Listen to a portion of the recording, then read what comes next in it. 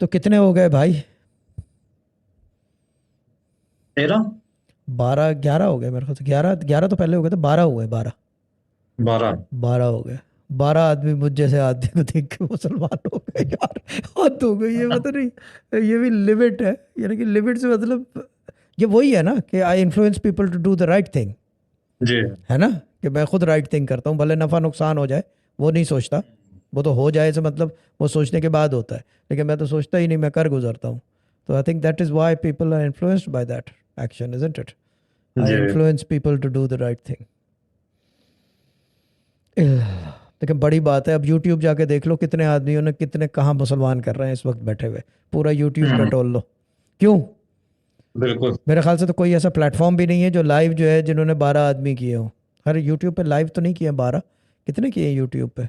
4 पहले किए थे, 4 मैंने बाहर किए थे। 3 बाहर किए थे, जी। बाकी सब यूट्यूब पे। बाकी सब यूट्यूब पे। 28, और फिर यहाँ पे भी 2 हो गए हैं, दुबई की सरजमीन पे। That's a good sign. Parvez bhai, with in 6 months 2 2 आदमी, क्या बात है। देख लो ना।